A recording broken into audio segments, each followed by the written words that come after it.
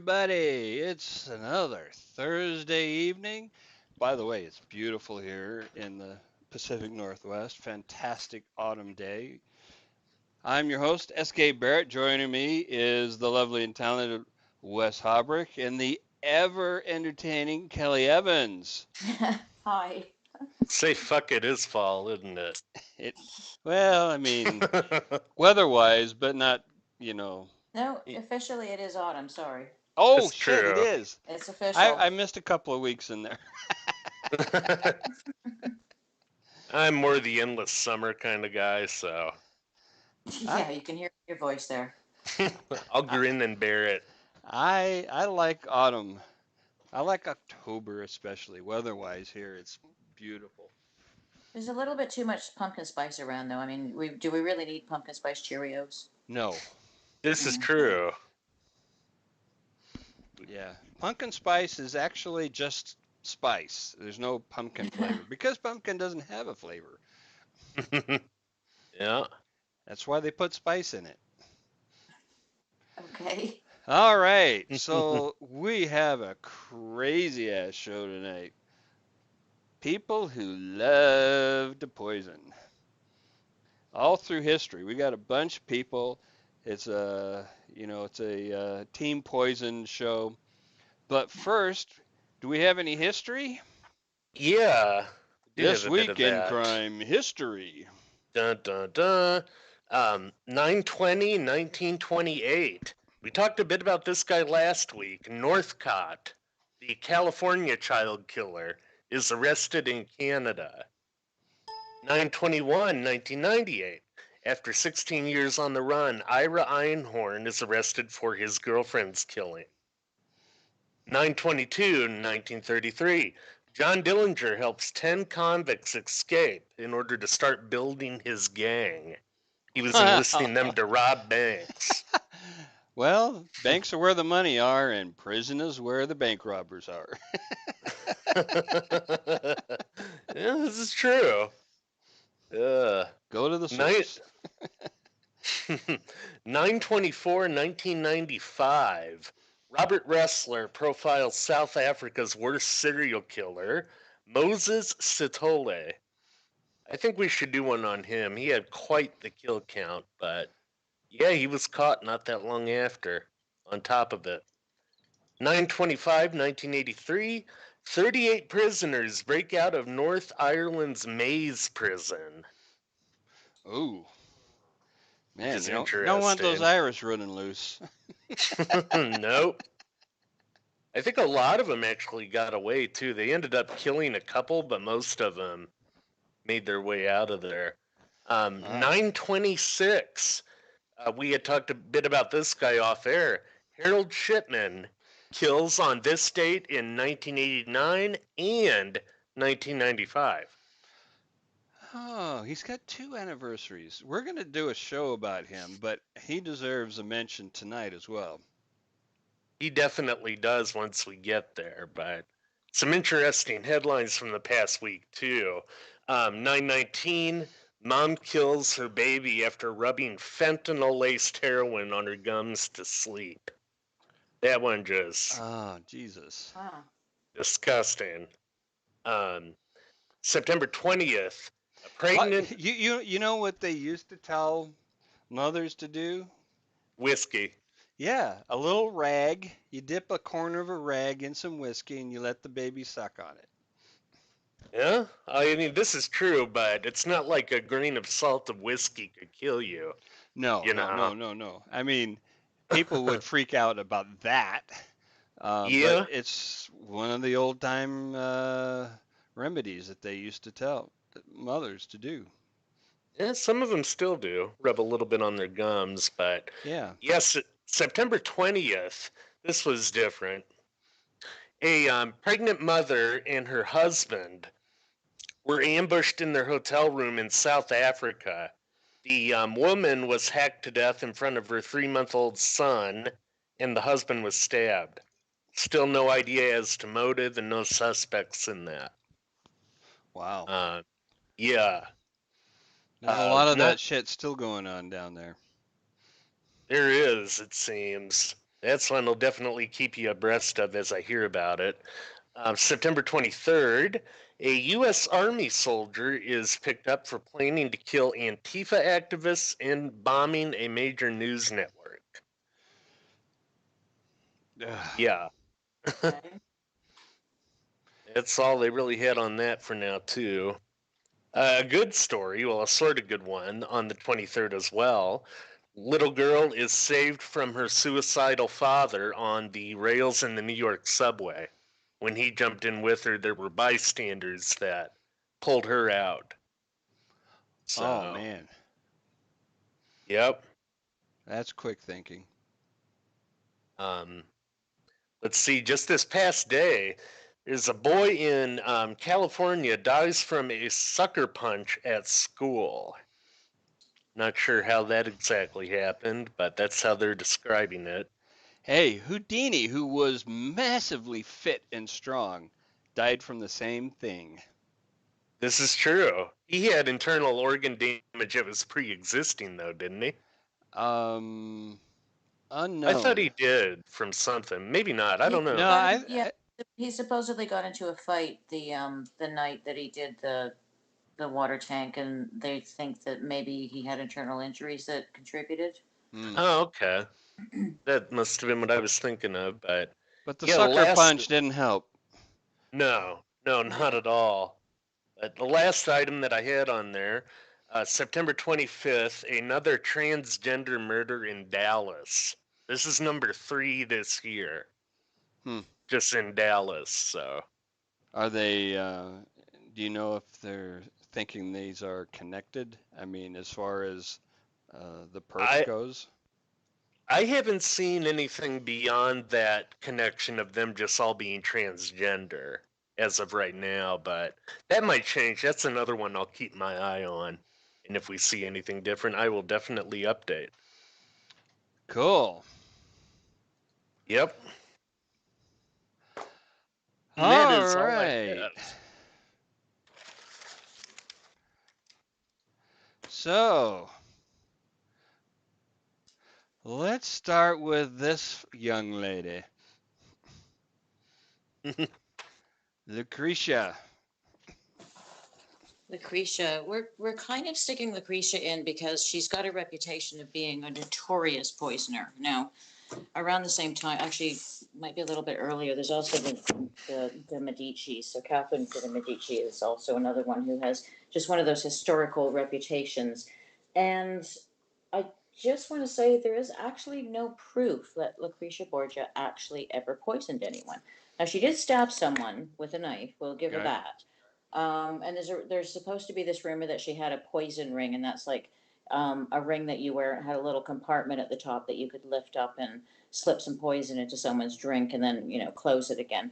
And she supposedly wore one of those. But again, a lot of the stuff that was going on while she lived politically, there were the family politics within her own family. There were the families running the country. There were just all kinds of things going on like that. And most of the rumors came from her enemies, came from her family's enemies. Uh, was So this we're just were setting the they record. Naples or Florence? Do you know? One of those She, Italian city states. she, oh, she was kind of all over the place. Okay. She married, I think, 3 or 4 times just based on what her family wanted.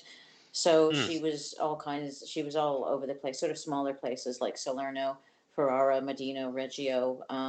She was actually the governor of Spoleto at one point. So we're talking about the little tiny smaller Italian states. Hmm. But yeah, I just that's so of everybody we are talking about. I know we're talking about Poisoner. She actually didn't do it. Hmm.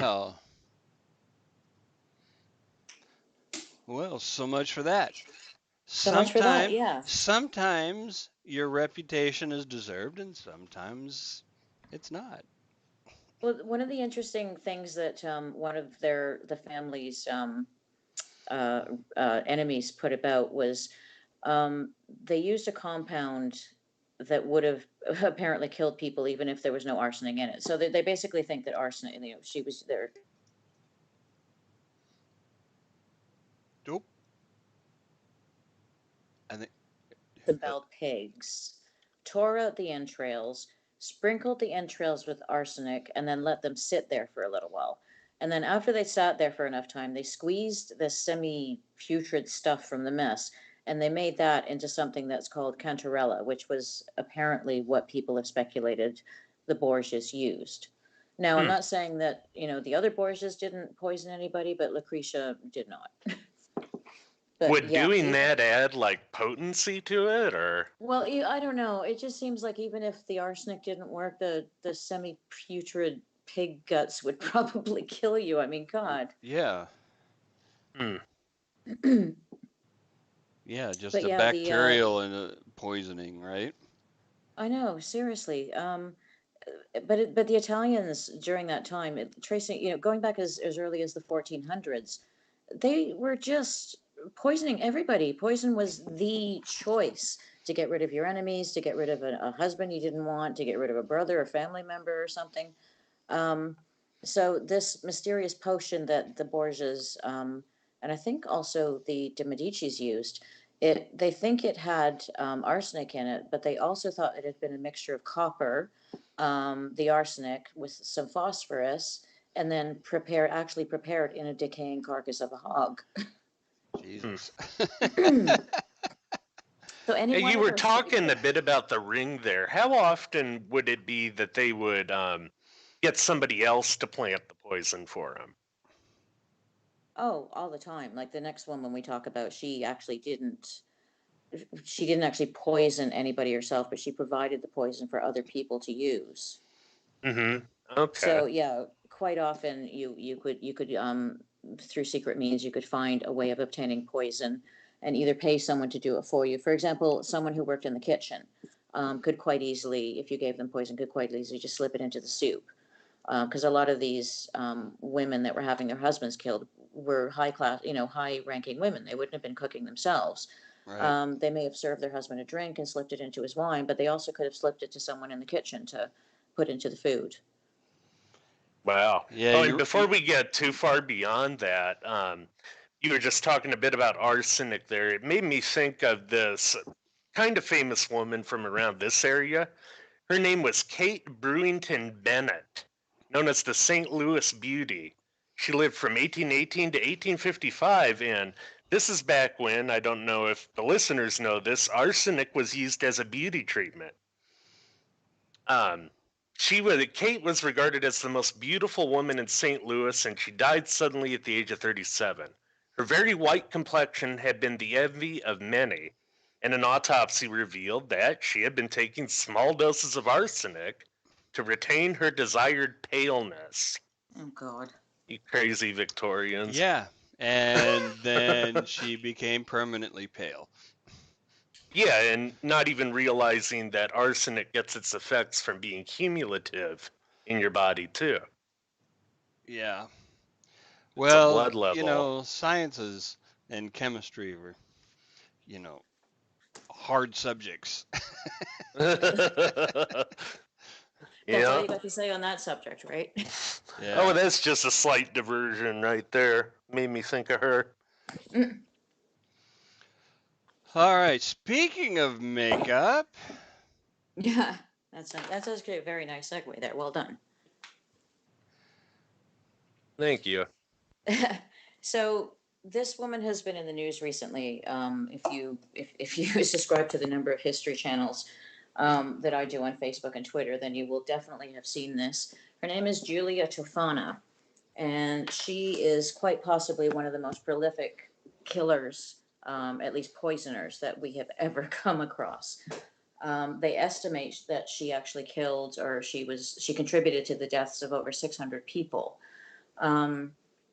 So she lived in Italy. She died in Rome. So she lived in Italy in the 1600s, 1650s. We don't know a lot about her. She was possibly the daughter of a woman called Tofania Damo, who actually was accused of murdering her husband. She's been described as very beautiful, very smart, very intelligent. She spent a lot of time learning from apothecaries, and she was always present when they made up their mixtures for whatever, just for everyday cures. And she gained all this knowledge so that she was actually able to start mixing her own stuff, which also included a poison that became known as aqua Tilfana, which is Tilfana's water, basically. Um, there's a bit of a funny, it's possible her mother actually made it and passed the recipe down. We certainly know that Julia passed the recipe down to her daughter. So there's kind of a family business here. Yeah, I got the And meme. yeah, and she basically began to sell poison to women who wanted to become widows. So she would, she either through either the rich people, she would sell them this stuff, and she would charge them huge amounts for it, or every once in a while, she would take on sort of a charity case. There might be a poor woman who was just, either being beaten or her husband was awful, and she would help them by, giving the poison for free and letting them get rid of their husband. So I'll go through a little bit about her, just a little bit what we know about her. So she actually was very, very smart. She was a smart businesswoman. She actually put together a team of people, um, which she basically did her, I guess you could say they kind of did her bidding for her. So they ran around getting the ingredients. They ran around and they made the poison. So she had two poisoners. She had two saleswomen, and she had a priest who, well, a kind of dubious priest who had a brother who was an apothecary who didn't care who he sold arsenic or poisons to. So she had this little close group of the six people. And it was this gang of six who made it and sold it in Rome during the 1650s. And we say made it and sold it, like they sold it to everyone. They just, They didn't it care. actually got to, yeah, it actually got to the point where things started getting suspicious because apparently huge numbers of women, both young and old, were confessing to their priests that they poisoned their husbands with some new slow poison. And it was noticed in the streets that there were a huge amount of young widows walking around. It was just very strange. Oh, okay. So, So just to be clear, the people buying it knew what they were buying. oh yeah, yeah, they bought it on purpose. Okay. Yeah. Because they bought it for the purpose of murdering someone. Usually, a lot of women, mostly women, bought it, and they bought it to murder their husbands. Wow. Yeah, absolutely.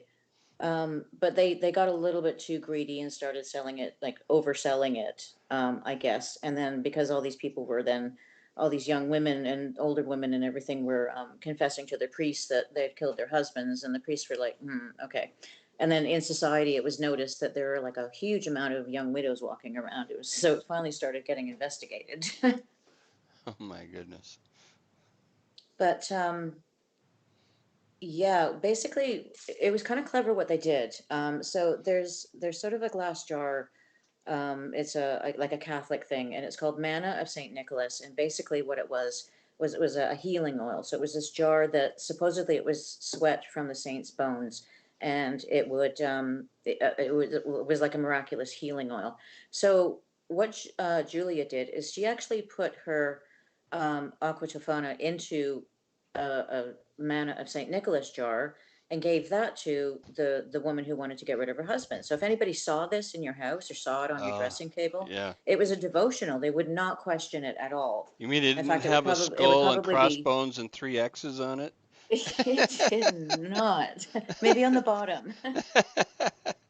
But yeah, it would have been kind of an insult to actually you know, question someone's devotion.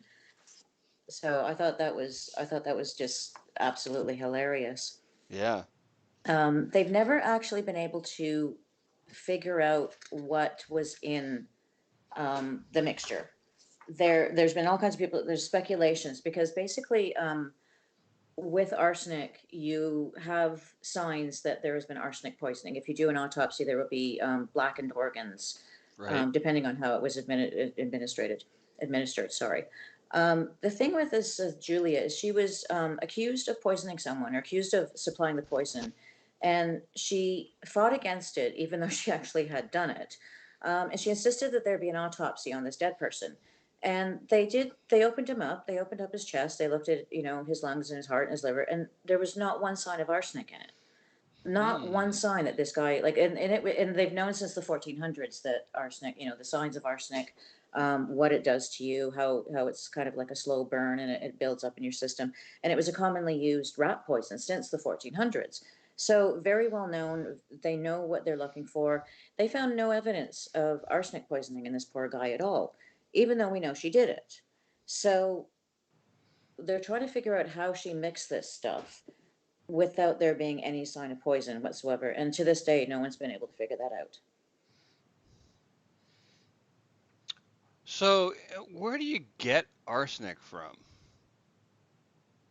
It's a type of it's a rock, like it's a mineral of some sort. I guess it's mined. Okay. I remember reading something about it. Sorry, I should have really looked this up, considering how many people were using arsenic. In the Yeah, Earth's crust, it's a mineral, and small quantities in rock, soil, water, and air. yeah, so you have to go inside of mine it. It's also a submineral. You can get it out of other minerals, it says here. I'm not sure how advanced they were as far back as this. We're talking 1650s, so we know there was a lot of alchemy going on. We know there was a lot of interest in, minerals and what they do and things like that. And there was obviously a lot of interest in arsenic, so I'm sure they had a lot of people working on it. Oh, you can get it right out of a volcano, too. Oh, wow. Okay. Well, Rome, come on. There's, Italy, Does it there's have to tons of be a volcanoes. live volcano? That Because I'm not those are a sure bit of. I would have those are to a bit dig tricksy. deeper. That's a little tricky to get. Just You head know. on over to Pompeii. Yeah, you think just a little bit tricky to get into. You reckon they were rappelling down the inside of the volcano, scooping it up, and then climbing back up again? We have 4 volcanoes in my state. Now you can Seriously? get it just around the soil, it says, Oh, when Interesting. you're okay. looking at it So from volcano. I guess someone went and traveled to a dead volcano and, I don't know, chopped pieces Yeah, up. Or they had It's only one way, though. they had yeah. volcanoes in Italy. Oh, tons of them. Yeah. Well, Yeah, yeah, I just said that, yeah. but Well, I think There's a they had more than they had more than Pompeii. There was Etna as well.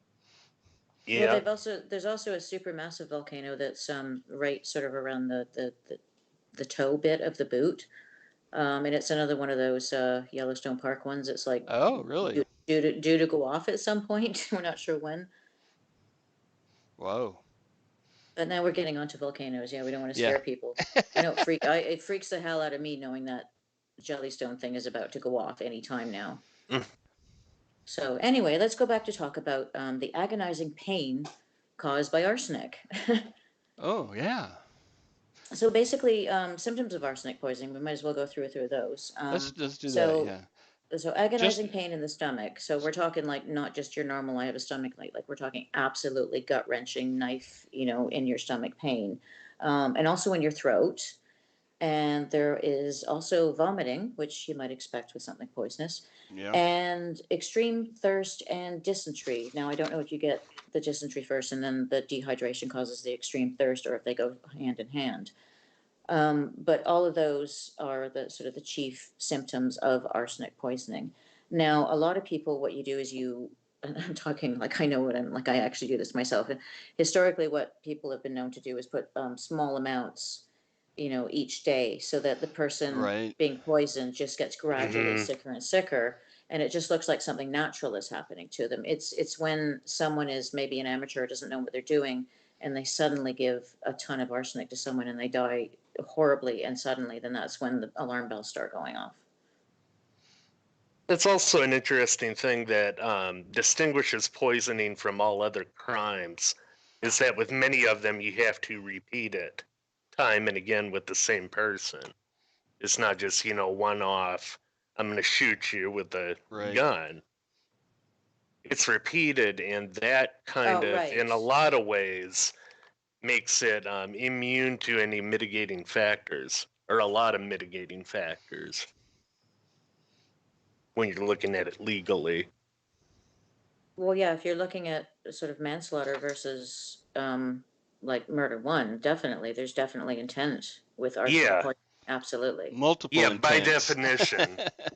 Yeah, exactly. By definition, it's always there. I accidentally gave it to him 17 times. Mhm. The other interesting thing is, if you're a poisoner during this sort of like the Renaissance, or actually sort of any time, but particularly during the Renaissance in Italy and Europe, the two really good things about using arsenic is we talked about the symptoms, and if it's used well or used over a period of time, it just looks like your victim is getting just ill from natural causes. But the other thing is, and particularly in Italy at this time, everybody was hugely, deeply religious. So it gave the dying husband time to put his affairs in order. And it also ensured that he was able to repent his sins. And since repenting your sins was thought to guarantee absolute entry into heaven, then if you're killing this guy and he's repented all his sins, you know he's dying, you know he's going to heaven now. Well, you don't really need to feel so guilty about it.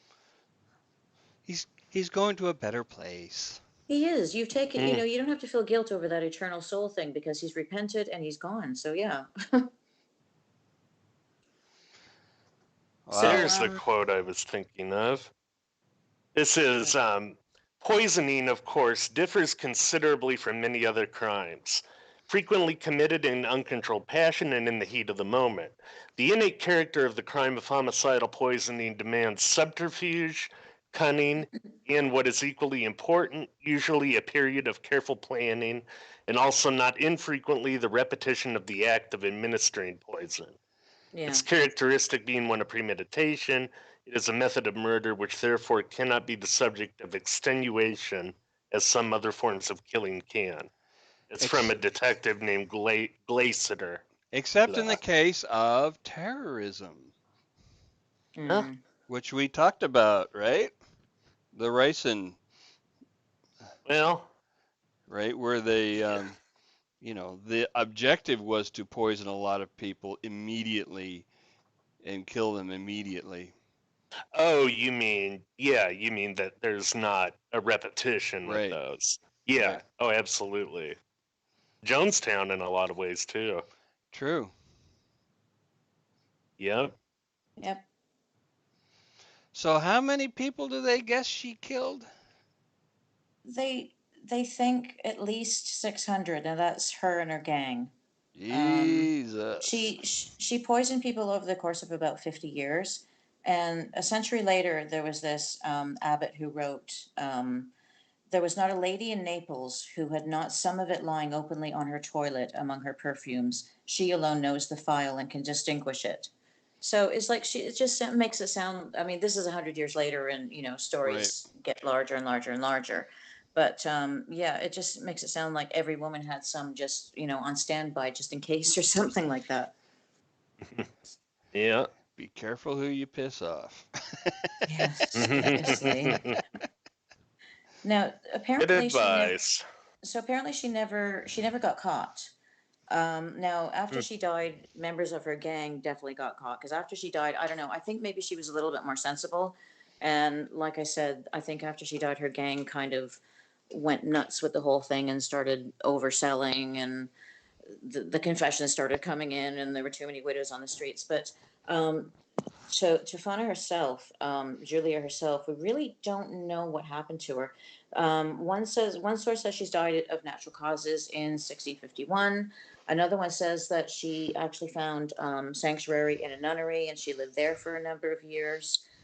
Another says that she was actually still making the poison while she was in the nunnery, and she had like this dispensing network of nuns and priests and stuff like that. Another source said that she was actually dragged from the nunnery, tortured, and executed. Although we have like 4 different dates for her death, so we really don't know very much. In one really detailed account, it says she was dragged from the sanctuary, she was strangled, her body was thrown over the convent wall from where she'd been dragged from. So yeah. It just doesn't sound like people liked her very much. Wow. She was just misunderstood. Well, the men wouldn't have. Yeah, I'm assuming the women would have kind of liked her. Ah. Well, maybe not the mothers of the men.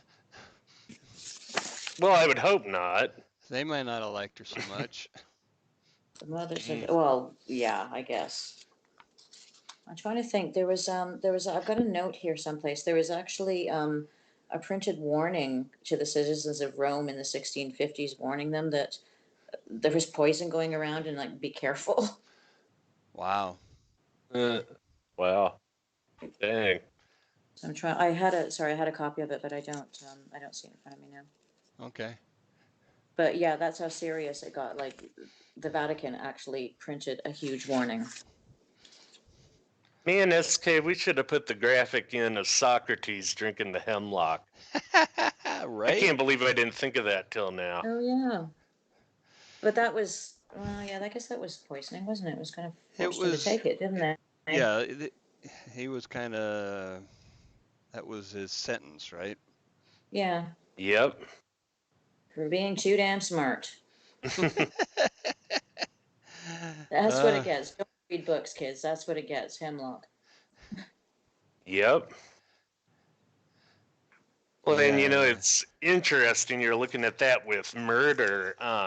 If you look at poisoning today, and this might be part of what we were talking about, Kelly, before we went on, Mhm. it's much more common with suicides today than it is with murder.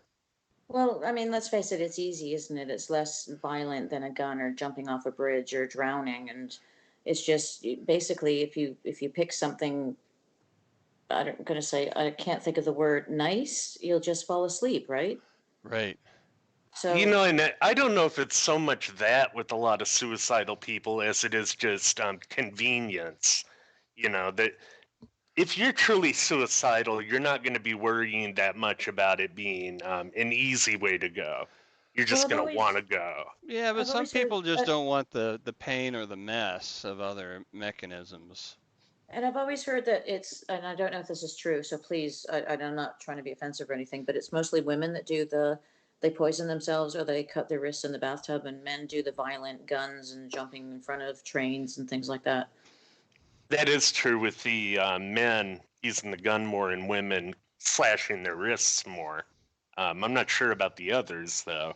I haven't looked at the stats on those, but I think women are jumpers probably almost as much as men. Okay. I'm wondering about taking poison though, because the only poison the only readily available poisons, and we're talking about opportunity here, would be a nasty death. So do people actually kill themselves with Well, poison still? well, I mean, if absolutely. you consider, well, the any drug that you can overdose on would be technically a poison. Yeah, Yeah. So an opioid overdose would just be pretty much going to And sleep. opioids, even benzodiazepines, or even looking around the house, some people just use like drain cleaner. That would be that's not fun. yeah, that's No, horrible. That's you. Why? Oh, geez, yeah. that's one of the main things that they tell you to look for if you're a homicide detective doing that. Look for chemical burns on the lips Oh, right, yeah. when you're on the scene of a suicide. But yeah, I thought that might be a bit of a segue into some of these stats on poisoning today. Okay.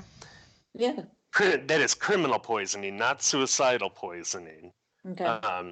The offenders are predominantly white, and it's actually pretty equal when you're looking at whites between males and females in terms of their likelihood to poison somebody. Let's see, 37.2% are 25 to 40. Let's see. Now, when you get into some of the other races with, what's that beeping? Don't Are know. you hearing that? No. Huh. No. I'm hearing it on my end. That's weird. What? I was hearing beeping. Do you Like, do I you don't also know. smell burning feathers? I thought it was toast. Yeah, when you look at other races, black males are twice as likely as black females to poison. Not Really? sure why that is. That's But interesting. Only 0.006% of murders in the black community are poison related, though. Oh, So, so it's not big numbers. yeah. When you look at victim demographics, it's about 50% male, 50% female across the races again. Okay. The age, in looking at that, was about 1 week to 75 years for most of these. Oh, I should have mentioned the source for all this. It's the Crime Classification Manual from the FBI. Okay. And the exact data they used to prepare it was the FBI's Uniform Crime Report for a given period of time, in this case between 1990 and 1999. And what makes up the Uniform Crime Report are what they call supplementary homicide reports.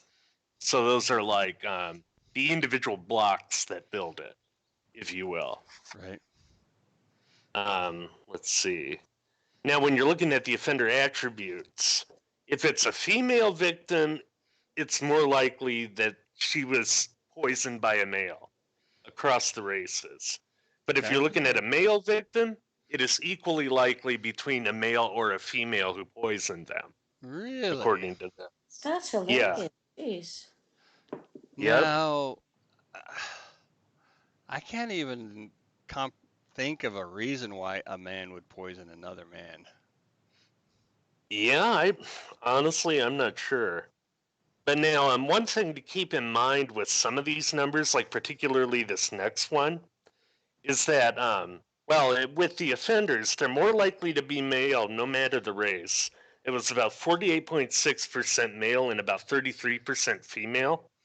But you have the other metric in there of 18.2% unknown gender. Okay.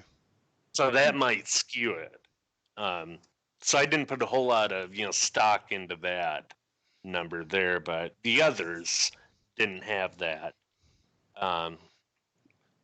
We're just still flipping through this here. Now, when you look at the relation of the offender to the victim, it was most often the son being poisoned, 9.5%. Daughter came in second place at 7.2%.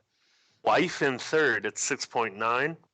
And in fourth, he had the husband, 5.2%. And backing up a little bit, looking at the stats of homicide within families with poison, it was about 36.1% were poisons. Really? Yep. But now another interesting stat here. This is reading right out of the book.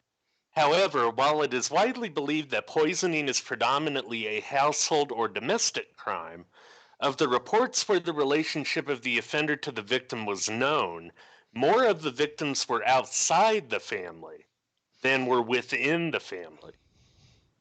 That number was 63.9 to 36.1. Fascinating. Yeah. Yeah. I'm just looking through the rest of this there. I'm still astounded that in this day and age, people still think they can get away with poison. I mean, there's so many, I mean, even just not knowing anything about the professional side of it, there are so many CSI shows and Bones and forensic Right. shows and all this kind of stuff. And surely the stuff they're showing us on television is, it exists. It's not phony. So how can you possibly get away with poisoning someone? Eh, There's almost Or are all no these people getting cases. caught? They're not all getting caught because clearly 18% were unknown gender. Right. So Right. not everybody's getting caught. This is true. With the type of poison, if you were interested, 8.7% of female poisoners and 11% of male poisoners used a chemical poison, like Drano. Now, when you're looking at a narcotic poisoning, it was 25% of female poisoners and 37.6% of male poisoners. I would imagine the stuff like the Drano and stuff like that would be like opportunity, like weapons of opportunity. Yeah. Oh, I would agree. Because Yeah. they were at hand, and Yeah. Opportunity and where you didn't have Yeah, to go everybody's buy got them. you don't have much heroin. of anything else. Oh yeah, in the states with the highest amount of poisons per their murder rates. Yeah. The first one is California. Oh my God. 18.2% of their Really? murders were poison. Really? Yeah. I'm surprised by that. It's so sunny out there. I just figured everybody was happy all the time. Right. Sorry. The second one was the state of Washington. 9.8%. Oh, same side of the country. That's weird. Yeah, only wetter. Hmm. Let's see. Third one was Texas at 6.6%. Then you had Pennsylvania in fourth at 6.4, and sharing the fifth spot, Arizona 3.5, Michigan 3.5, and New York 3.5. I'd love to see a breakdown of what poisons were used most in each of the states. That'd be kind of cool. So I'm looking at it in more of an aggregate. The largest by region is the West.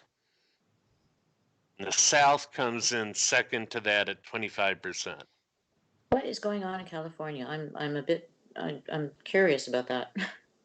I am not sure. Well, there's a lot going on in California, actually. Okay, okay. I walked into that one, yep. Yep. Well, that was all very cool. I love all the Fascinating numbers. Yeah. So, what about this Marianne Cotton lady? Oh, she is hugely complicated. This woman is just all over the place.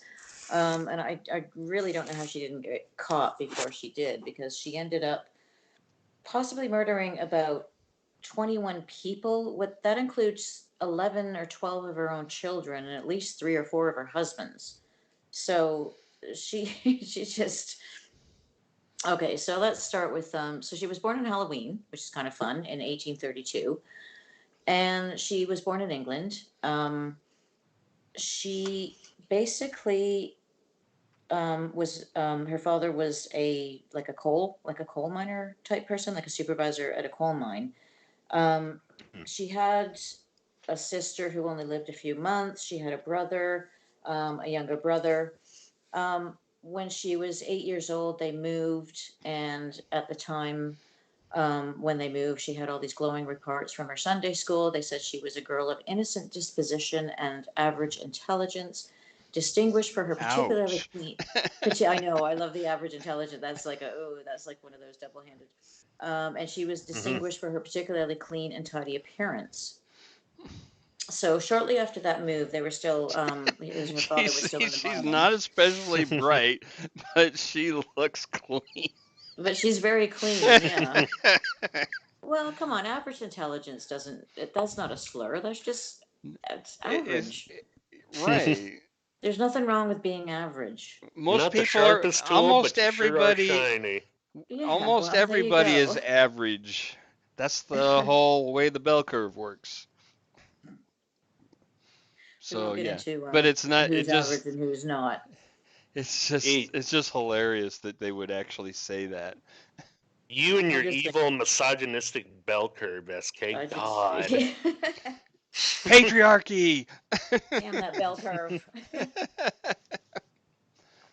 So basically, shortly after she was 8 when they moved, and shortly after they moved, her father who was still working in the coal mining industry. He actually fell down a 150-foot mine shaft. Ooh. Um, his Ouch. his body was delivered to the mother in like this burlap sack that had a stamp on it that said "Property of the South Hetton Coal Company." So that's how sympathetic they were back then. Because because the house belonged to the coal, like the mining company, and because now they no longer had the husband mining there, they were all evicted. But the mother managed to find another coal miner, and she married him. Actually, not that long after, actually the following year. So she didn't wait around too much. So at the age of 16, Marianne Cotton, or Marianne we'll call her because she's not Cotton yet, she left home to become a nurse. And she actually worked at in a nearby village for someone who actually managed one of the coal mines. So after all of his children, so she was kind of a nanny, kind of a nurse. After all his children had been sent away to boarding school and they were older, she returned to live with her stepfather. Her mother had remarried, and she trained as a dressmaker. So this was, let's see, she was 19 when she returned home. So she's already been a nurse. She's training to be a dressmaker. So at the age of 20, she married another coal person, a man called William Mowbray, and they actually had quite a few children. They had about five children. Actually, I think they had seven children, but five of them actually died. Um, None of the deaths are suspicious. They just, Yeah. she just didn't, they just died in infancy or they died at birth. But they Not died really uncommon in young. those days. Yeah, it was, yeah. Um, but she had a daughter called Margaret Jane, and she lived. Now, they moved back to Northeast England, and he then became a fireman aboard a steam vessel. And then after that, he decided he wanted to get back into coal mining. And they had another daughter, Isabella. Now, do you remember the first daughter, Margaret Jane? At this point, she actually also died. And then they had another daughter called Margaret Jane, and a son, but the son also died from gastric fever. So you can see why it's kind of hard keeping track of this. So far she hasn't poisoned anyone, and she's lost, I think, four, five, six children just through natural causes. Um, Wow. this is where it gets interesting. Now, I haven't been able to figure out what exactly happened, but William, the husband, died of an intestinal disorder. Um, William and his kids, I think there's still two children that are actually still living, were insured by the British and Prudential insurance offices. So Marianne collected a payout of £35, which would have been about Mm. £3,200 in 2018, which would have been about $7,500 maybe. So Not a that would have lot of been, money, but well, it was but about I half a guess it year's. depends on your circumstances, though. Yeah, it was half a year's wages for a Yeah. manual laborer at the time. So, and she also got, for the son that had died, she also got £2, 5 shillings. So after that, she moved again. She moved to County Durham, and she struck up a relationship with a gentleman called Natras. Now that's a really nice way of saying that she had an affair with him. Um, During that time, the other child that she had had, the second child who she named Mary Jane, that child died of typhus fever. So of all of the nine children she's now had, all of them have died except for one. And Out of how many? 9? out of nine children so far, all of them have died Jeez. except for one. And she hasn't poisoned any of them at this point. So this is just Yeah, how, that's the times. what her, yeah. Um, so she returned. So after the child died, she left this guy. She returned home. She took up employment at, I love the name of this place, the Sunderland Infirmary House of Recovery for the Cure of Contagious Fever Dispensary and Humane Society. I love it. So Jeez. she went Try, back. So she try putting basically, that on a business card. A I gigantic bet. sign out front. So Yeah. she basically went back to being a nurse instead of a dressmaker. The only child that she had left was Isabella from William Mowbray before he died, and she sent Isabella to live with her mother. So things seem to be getting on track. One of the patients at the infirmary was an engineer called George Ward, and they actually married. They, sorry, I'm losing my voice. They got close. They married in 1865. He was already ill, like he was in the infirmary, but he Hmm. continued to get worse, and he died in 1866, so the following year, after a long illness, which apparently he had paralysis and intestinal problems. Now, on his death certificate, it says that he died of English cholera and typhoid. But the doctor at the time said, even though, he gave evidence that this guy, Ward, had been very ill, he'd been really surprised that the death was so sudden. Um, Hmm. Marianne then collected the insurance money. So there's suspicion number two, husband's gone. Husband number three. He was a shipwright. His wife had recently died, and he hired Marianne to be sort of a housekeeper. Um, a month later, this guy's name is James Robinson. A month later, after he hired Marianne, his baby John died of a gastric fever. And then he turned to Marianne for comfort, and she became pregnant. So, like, it's like they hugged, and all of a sudden she was with child. How does that So she happen? started up. Toilet seat. So started up, yeah, started up an affair with him. Um, at that time, Marianne's mother became ill with hepatitis, so she went to nurse her. Her mother began to recover, but then suddenly started complaining of stomach pains. And where do we know that from? Hmm. So 9 days after Marianne's arrival to supposedly nurse her mother back to health, her mother died. um, so her stepfather married someone else. The daughter from the first marriage was brought back to the Robinson household, so he's still around. And as soon as she was brought back to the household, she soon started developing severe stomach pains and suddenly died. At the same time, two of James Robinson's children, Elizabeth and James, started suffering stomach pains and died. All three children were buried in the last week of April and the first week of May in 1867. And lo and behold, Marianne received a life insurance payment of £5, 10 shillings, and six for her daughter Isabella. Now, at this point, I know we did a show about mothers who kill their children and things like Yeah. that, but just to kill your kid for the insurance money and not even that much, it just, I don't know. Okay, anyway. So James Robinson finally, after all this happened, after his two sons died and after her daughter died, all of the same symptoms, he actually married her. He actually officially married her. Um, they had a child, and that child, again, guess what? Died. Natural causes. They had a second son called George. He was born in 1869.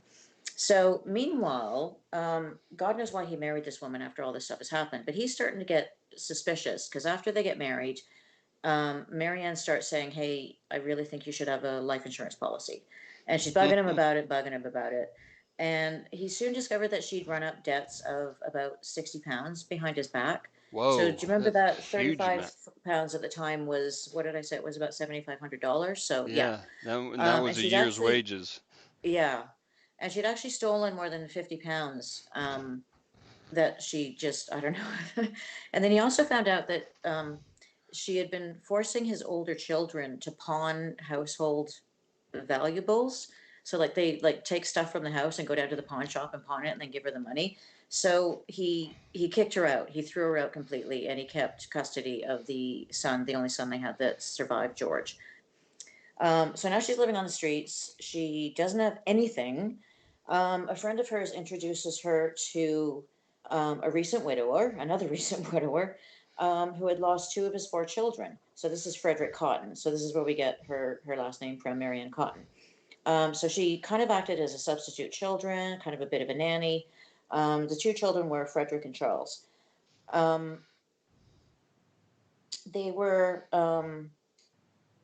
they started having an affair, and again, so soon her 12th pregnancy was underway. So she really had this pattern of sort of recent widowers going to help them, acting as a shoulder for them to cry on, and then getting pregnant, and then they get married. So she actually married him. She was actually still officially married to James Robinson, but Frederick Cotton actually married her in Newcastle upon Tyne in 1870.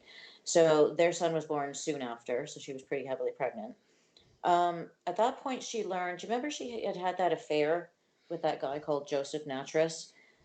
She learned that he was available, and she decided, hey, I'm going to go see him. So basically, um, Jesus. she basically started an affair with him. And she persuaded her entire family, this Frederick Cotton's family, to actually move closer to where he actually was so she could continue this affair with him.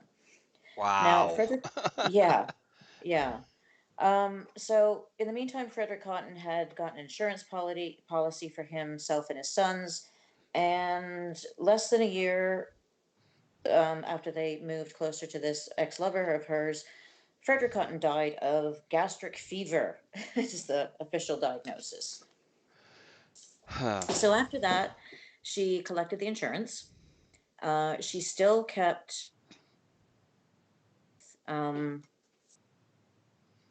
what's his face? Sorry, his name's just gone from me. Joseph Natras, so the person that she moved the house closer to be with, and she also, and she actually, after her husband's death, she actually asked him to move in, so he actually became a lodger in the house. So she gained employment. She went back to work. She became a nurse, and one of her patients was a guy called Richard Mann, and she apparently got pregnant with her 13th child with him and had an affair with him while she was having an affair with this Joseph Natras guy. You could tell it Man, took me ages to sort this woman out. that's she's complicated. Yeah. So Wow. in so she is having this affair with these people. So early in 1872, do you remember that Cotton still had two young sons, Frederick and Robert? For some reason, guess what? They both died. They both died in March.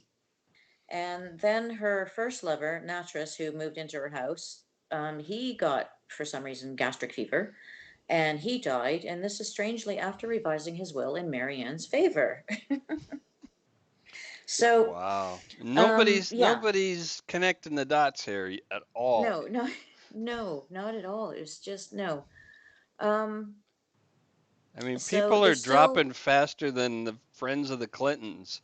I know, it's ridiculous. So at this point, she's pretty much taken out everybody except for there's still one son left from Charles Cotton. Um, so he's still got a life insurance policy out on him, and so in the meantime, she actually is, I guess, acting as his guardian, and she actually took a life insurance policy out on him. So basically, after Charles Cotton, the guy she was married to, died, she went to become a nurse to help a woman who was ill with smallpox. And she complained, she started complaining about the last Cotton boy, Charles Edward. She was saying he was in the way. There was a parish official who she was friends with, and this guy called Riley, and she was saying, "Hey, Riley, can you have him committed to a workhouse? You got to get him out of my Jesus. hair." Um, so she basically told, Riley told her that, well, if you want him in a workhouse, you have to take him yourself. And she basically said that the boy is sick and he won't be troubling us long. He's likely to go the rest of the Cottons. Um, guess what happened 5 days later? Poor Charles Cotton, the son, dies. Um, so she basically goes to Riley, the official, and says the kid's died. Um, Riley went to the village police and convinced the doctor to delay writing a death certificate until this could be investigated, because she cannot get the insurance money until there's a death certificate. So finally, this guy steps in and he says, "Okay, hang on a sec. Do not issue the death certificate. I want to have a nose around." Yeah. So she figured this out, that she couldn't get the money. But the first thing she did wasn't after his death, but she didn't go to the doctor. She went right to the insurance officer. Like, she didn't even call the doctor. She went right to the insurance. And then she found out that she needed a death certificate. So then she went to the doctor. An inquest was held, and believe it or not, the jury returned a verdict of natural causes. Mm. So she claimed that she used, it's a plant called arrowroot, is how arrowroot biscuits are made, to help his illness. And she said that this official, Riley, had made accusations against her because she had rejected his advances. So at this point, the newspapers start getting involved. So a local newspaper finally figures out the kind of company, she comes to their attention. They figured out she'd moved around northern England and lost 3 husbands, a lover, a friend, her mother, and 11 children, all of whom had died of stomach fevers. So, Not exactly creative in her MO. yeah, I know. It's just, but the fact that she got away with it for so long. So finally, she was arrested. They managed to get the exhumation of Charles Cotton's body. They did the autopsy, and sure enough, it was arsenic. He was, he had the black organs and stuff. So she was charged after his murder, but the trial was delayed because she was actually pregnant again with her last child. Jesus. This is the child she had with her second lover, this Richard Mann guy. The one she was So cheating on her first lover with. yeah, exactly. Yeah. um, so they waited until after the delivery, and her final child is named Margaret Edith Quick Manning Cotton. So there's a mouthful for you. Wow. Um, so yeah, she's. um, so there was also a bit of a delay because they had to select the prosecution. There was a lot of politics involved at the time about who gets to appoint who, and you're the friends of so and so, so we can't use you, etc. But during the trial, they actually found someone to defend her, and they said that Charles had died from inhaling arsenic that was used as a dye in the green wallpaper of the home. And the doctor testified that no, it wasn't powder, it was liquid, because I guess he could tell. He said it was on the same shelf as the arsenic. Then I guess the defendant argued that was it possible that the chemist, the pharmacy guy at the time, had mistaken arsenic powder for bismuth powder, which was used to treat diarrhea. Maybe he made a mistake and administered arsenic powder. Basically, the jury wasn't having any of it. They retired for an hour and a half, and they returned a guilty verdict. Wow. So on the 20th of March, 1873, the Times actually wrote, after conviction, the wretched woman exhibited strong emotion, but this gave place in a few hours to her habitual cold, reserved demeanor. And while she harbors a strong conviction that the royal clemency will be extended toward her, she staunchly asserts her innocence of the crime that she has been convicted of. She was hanged. She didn't actually die because her neck broke. She was. She strangled? She strangled, and they think the rope was rigged too short, and they think maybe it was done deliberately. Ooh. So of 13 children, she only had 2 children survive her. So she killed some of them. A lot of them died naturally, which was crazy. Man, she would have been good on that Murder for Money episode too. Wow. Yeah. There's actually she's actually got her own nursery rhyme. She was so notorious. So it's not a great nursery rhyme, but it's Marianne Cotton, she's dead and rotten, lying in bed with her eyes wide open. Sing, sing, oh, what should I sing? Marianne Cotton, she's tied up with string. Where, up in the air, selling black puddings, a penny a pair. Marianne Cotton, she's dead and forgotten, lying in bed with her bones all rotten. Sing, sing, what can I sing? Marianne Cotton, tied up with a string. It's not bad. You know. Not bad, not bad. Children were brutal. I know. Were. Well. Oh yeah, were. Yeah. No, the old children were brutal, not now. They're all sweetness. Okay, yeah. They don't make up songs now. It's got a nice rhythm to it. Come on. Yeah, it does. Nice jump rope rhythm. That's exactly what you want. So what's her tally? What was her final tally? Sorry, let me get this. She murdered. Okay, so 3 husbands. Let's see. 9 kids. 21 people. 21. That's including more than Bundy. Including 11 of her own children, and she chiefly used arsenic poisoning. That's substantial numbers. And she collected the insurance money, and she did it for small amounts of insurance money. She did it because I think I don't know, there was one she did it just because I think she got pissed off at the guy, or I don't know. It's just bizarre. Yeah, it's almost like, once you start having this easy way out and get away with it, it starts to become your go-to solution, right? Yeah, I was just going to say that actually. Everything goes horribly wrong. People are getting suspicious. We've seen this before with some of the female killers. I did one I don't remember who it was. I did one about a month or 2 ago, and every time something happened, she just killed whoever it was and took off. Or they burn down a building and take off. Yeah. That's where it kind of gets into a compulsion, I think, with some of them. And maybe they just find that it's an easy way out. Yeah. That's actually a pretty good segue into MVP, the compulsion side of that. Go for So it. Yeah, do it. it's actually Munchausen by proxy, Munchausen syndrome by proxy.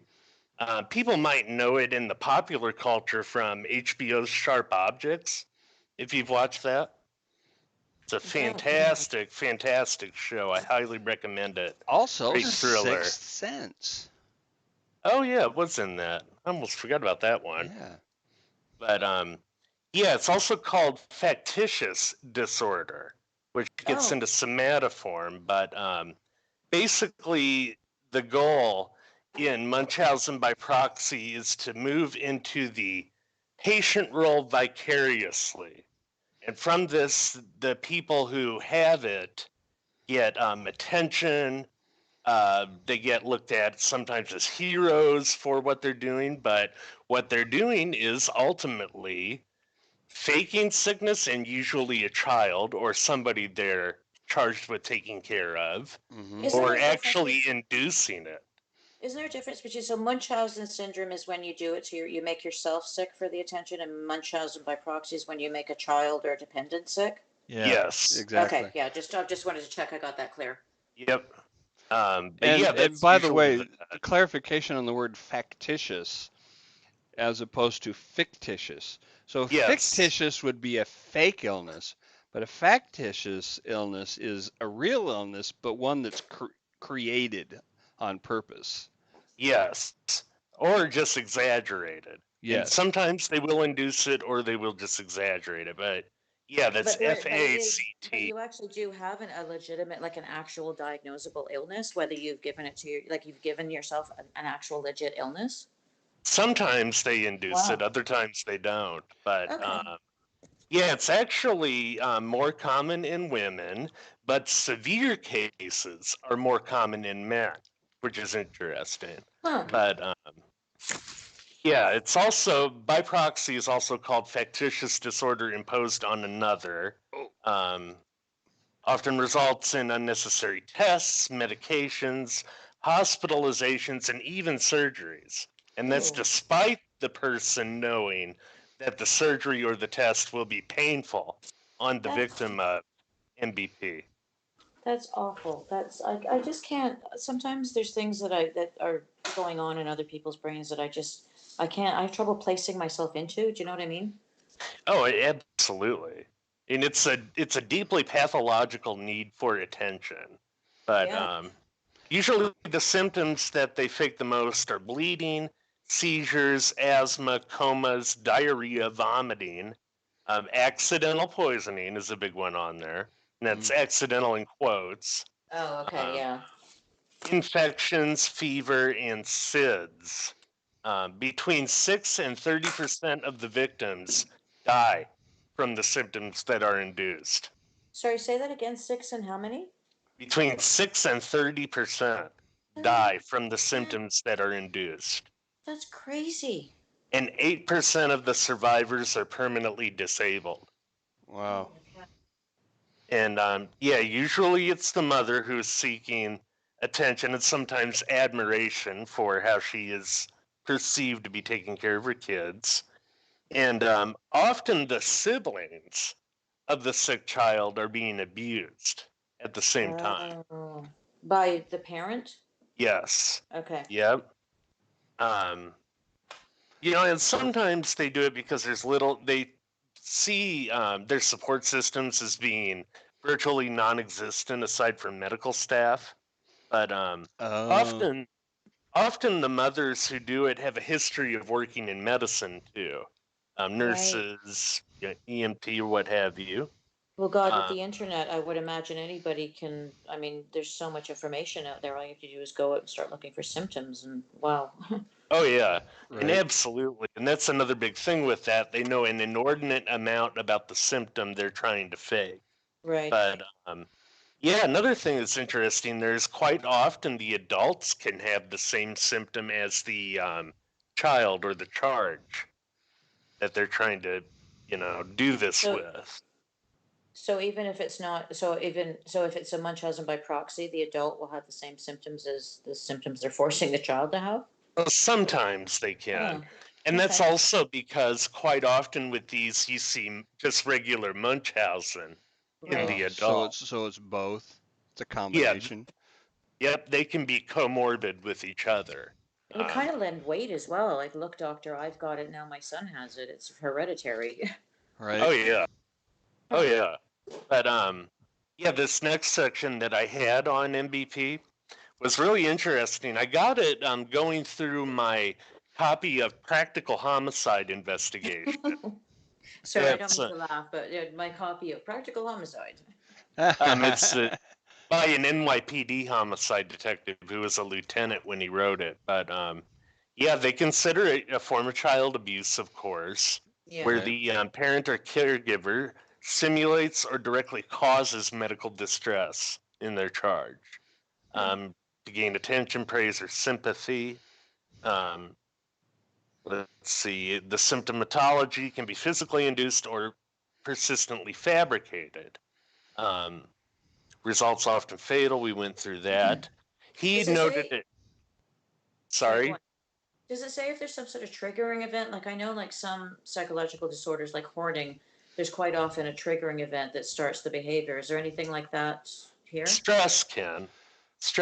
Inordinate amounts of stress can cause it as a Okay. trigger. But there was a case in New York that he noted from 1972 to 1985.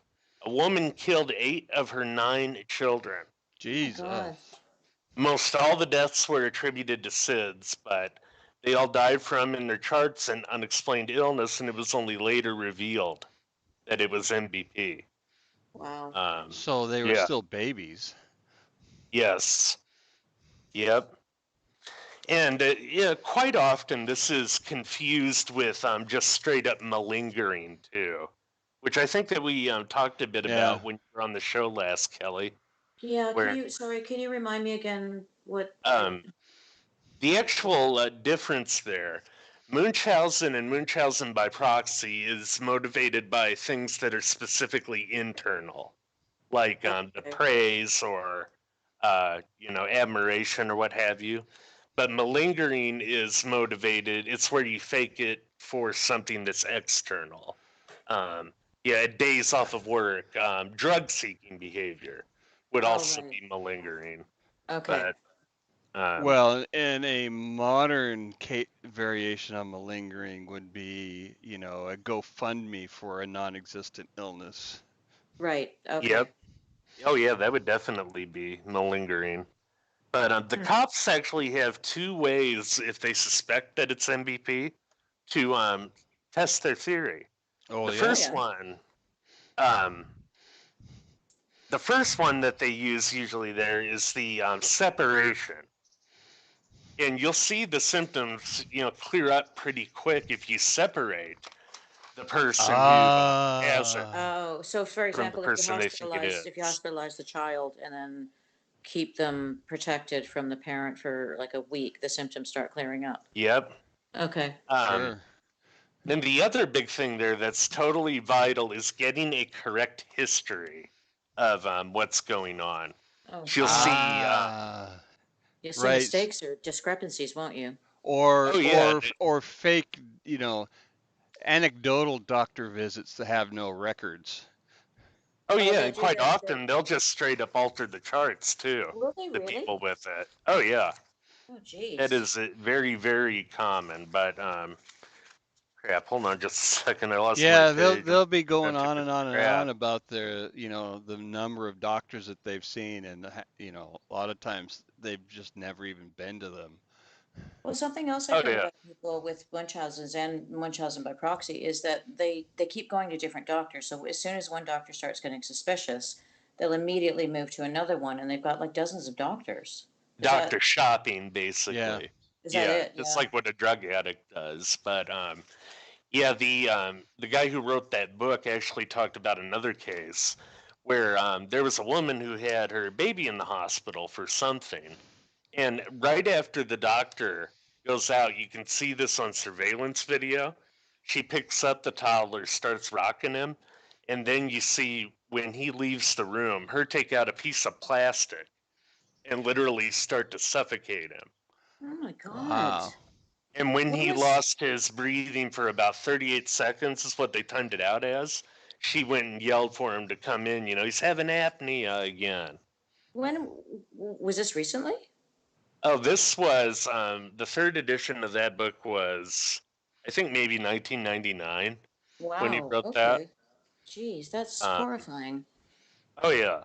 But, quite often they'll do other stuff, getting back to the poison again, like administering unapproved medicines or more conventional poisons. And psychological benefits. Sorry, I'm just going through here again.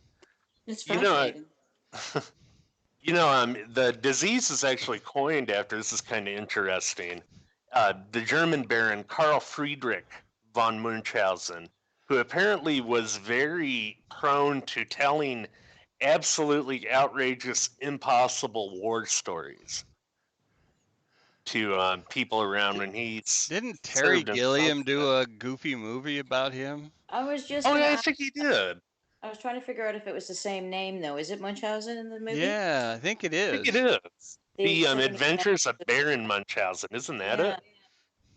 Huh. But yeah, it was a doctor in 1951 who actually applied it using Huh. him. But yeah, let's So see. basically, it was only recognized as a condition in the 50s. I wonder how long it has gone on before that. I often wonder about There's some of no these. way to know, right? Yeah, I often wonder about some of these conditions that are diagnosed and how far back they go, and no one recognized what it was. Yeah. If Well, it and was then indeed. the FBI in 1976 also elaborated on it a little bit. They discovered a case with 4 children who were so badly abused from MBP that they were literally dwarfs. I mean, they, were shrinking Wow. basically. But Oh, God. yeah, yep. Some of the things people do to their children is horrific, and I mean, I don't have children myself, but it just makes me feel ill sometimes. Oh yeah, and what's so weird about it is the mothers are usually described as cooperative, pleasant to deal with, bright, Yeah. involved in the care, and knowledgeable. Well, Well, of that's Uh, course what I they would mean. be knowledgeable. That's They have to be, well, they have to bone up on all of the illness and symptoms and treatments and all that shit, right? oh, yeah, absolutely. absolutely. You know what else is interesting there though too? There's been documented cases of it in babysitters, not just the Oh, close family. And there's also been some documented cases of that would be people abusing their pets to do it. it would have to What? be it'd have to be a regular babysitter, like a daily caregiver, right? Like a nanny? Yeah, like a nanny type. But wait a minute, wait a minute. Go. People do this. Sorry, people make their pets sick and take them to the vets. There's Munchausen by proxy with animals. Mm-hmm. It That's also exists crazy. there too. That's Another expensive. case. Yeah, that's true. But yeah, another case there. There was a mother who was arrested for asphyxia on her 2-year-old child. And the kid had 18 trips to ERs in 3 different states. And Wow. the Oh my God. child's sister had died with a COD of SIDS. Uh, So probably not, but she had 20 trips to oh my ERs. God. You So know, So wait a minute. So a kid that has made 20 trips to the ER suddenly dies of SIDS and no one thinks to investigate it? I guess not. Not Wow. sure would why there. would have been different ERs, I bet, spread out. They weren't coordinating Yeah, their records. info. Yeah, Kind of like the serial killer going between jurisdictions. right. Yeah. Yep. I wonder how much of, this attitude of, um, you know, abusing children can be traced back to the concept of them being property. It could be, but I don't know. I mean, is there any evidence that people that do this have been themselves abused and or had something that's a either good either question. either physical? Because I would imagine that if someone was so psychologically abused as a child, they were constantly seeking some sort of attention or Hmm. something. Then having a child themselves would be perfect. That's probably true. I'm not totally sure on that though. But yeah, in that book as well, they had a little bit about actually interviewing the person, getting them in the box and drilling them about what happened. Yeah. Some It's pointers on that. it's interesting that I hadn't really thought of it, but my mom was probably borderline Munchausen. Really?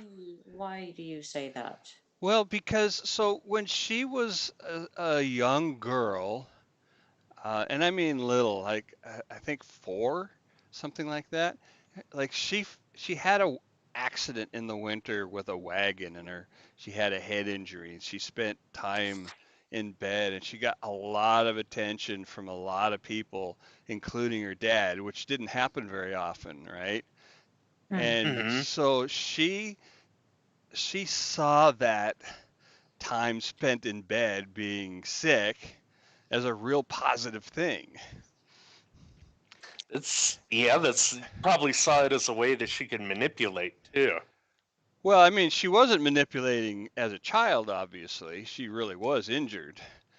But Well, yeah, but later on, as a way to get what she wanted. right, I guess you she could say, she yeah. she very easily would turn, the slightest thing and she would be sick, quote unquote sick, Mm-hmm. with vague symptoms, nothing, you know, nothing with a That's name, right? But well, she yeah, would and that's she would spend days in bed being with these, you know, illnesses uh-huh. of hers. That's another thing that's been very unclear with Munchausen by proxy, whether the offenders are lying or whether they believe their own BS. So, in short, are they psychopaths or are they delusional? I'd be interested in reading you know how sometimes you get like psychological like books written by psychiatrists who have interviewed people. I'd be Hmm. Mm-hmm. interested in reading what someone who has it has to say about what they're doing, that'd be interesting. It would be. But yeah, this cop had a couple of pointers on interrogating them, some things that he had observed. He says you have to drive home the reality of the situation to them. Often they will switch between extreme displays of sadness and anger as a defense mechanism Mm. against that. Um, and it's often been compared to a faucet turning off and on, how Well, they can switch so fast. that's very bipolar um, It behavior. really is. There is a bit of a correlation there, too, he said. Um, But yeah, and that switching tends to end when they feel they aren't being observed when you're Oh, interrogating. okay. It's all very well rehearsed, very calculated, and it's all about allowing them to equivocate. Um, and the repetitiveness of it tends to give an avenue for them to rationalize and detach themselves from the quote abusive behavior in their own minds. Uh, They Right. use that as a way to rationalize. But they don't see it as abusive behavior. Right. Exactly. It's all about the self-preservation of their bruised ego when you get them that far. And abdicating that responsibility, it allows for denial of reality and perpetuation of the fantasy that got them into Munchausen by proxy. Hmm. And make sure there are no outs when you're talking to them. They may come clean when they realize they're caught, and stay non-judgmental with them if you can to get them to confess more. Um, so, so, so here's another indication about my mom that comes to mind. She had a small stroke. Doctor said should have had full recovery from. My mm-hmm. oldest sister moved mountains to get her into the best stroke rehab center in the region, and she wouldn't do the work. Oh Oh, wow, man, So she spent the rest of her life in bed, which is exactly where she was as a 4 year old. that's it interesting. became a pattern by that time. Yeah. Definitely. Wow. And She was completely abusive to the doctors and the therapist, and they kicked her out. They said, "We need this bed for people who are going to do the work." wow. Well, and they have to balance that use of resources too. Absolutely. I don't blame them. Yeah, not at all. Sad though. Yeah. But oh, and another interesting thing is part of that. A pointer he put in big block letters in there. Yeah. Do not address their fear of losing their victim. You know, like if it's the kids, do not Oh, address their like, fear of getting them taken away. so don't go there. He says that appears to be the biggest block to getting a confession from So them. sorry, if you threaten to take the child away, like child services, they freeze up or something? They stop cooperating, or? Not necessarily just a threat, but even just bringing up that, hey, you're going to lose your kids if you don't cooperate, Yeah. tends to be a block. So he It's so said just totally avoid saying anything about that. it's so odd because surely they must realize that poisoning their own children or harming their own children potentially results in them losing the child through death. So it's weird that them deliberately killing their kid is okay, but if you say that we're going to take your kid away to save his life, that's a big no-no. Right, Yeah. because they know the kid's going to get better. Right. hmm Yeah, that, and you're talking about a diseased mind But if the here. whole point of this is to gain attention for yourself, then losing your kid, no matter if it's taken away or if it dies, are both equal importance. But it seems like they freak out more if you're going to take the kid away than if the kid actually dies. Because the kid Maybe won't I'm die. just. Because the kid won't die if it's taken away, and they Well, and won't if be it, able to get attention from the child if it's out of their grasp. Well, that's what I mean. She won't be able, or the mother won't be able to get attention from the child if it dies either. well, you can still get attention from other people, though, if it Yeah, I Right. does. suppose the sympathy and things like that. Yeah. Yeah, yeah, Okay. yeah. hmm I mean, Yeah. being a mother of a dead child is, huge sympathy points. Yeah. Okay. hmm Hey, yeah, the minimize separation as a whole was his other point there. Um, Biological family are often a big support for the offenders.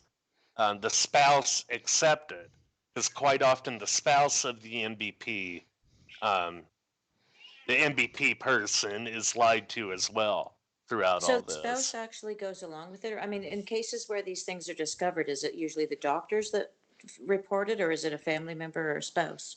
Usually the doctors That's with that. amazing that the spouse would actually allow this, unless the spouse is it's Y- being hidden from the spouse as well. Yeah, Yeah, Huh. typically they're that's the case. The spouse is unaware that this is going on.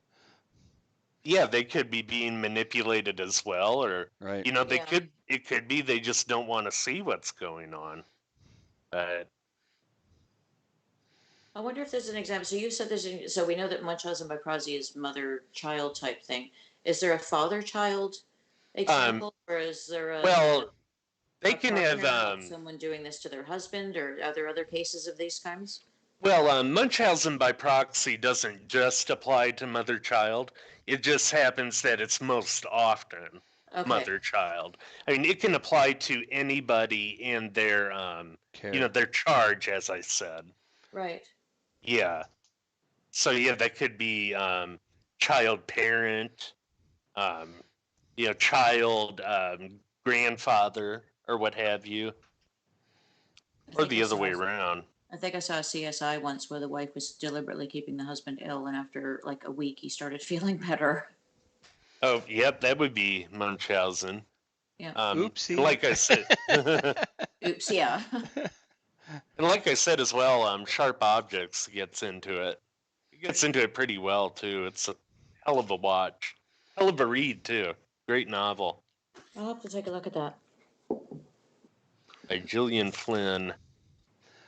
Guys, we're gonna have to do this one again because we got way more material to get into Uh, than we have time for. This has been we do fascinating. It's been great. a great show.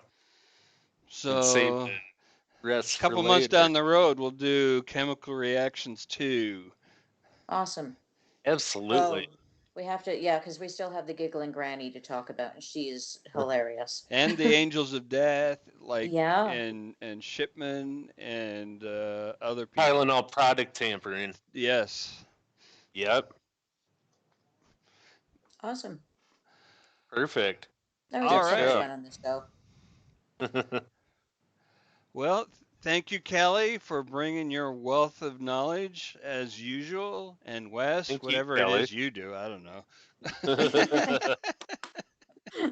It's Thank been you a so much Yeah. for great having show me. once again. Thank you both. Yeah, glad to be here. Glad to be here. Thanks for having me. Good night, everybody. Night. Night.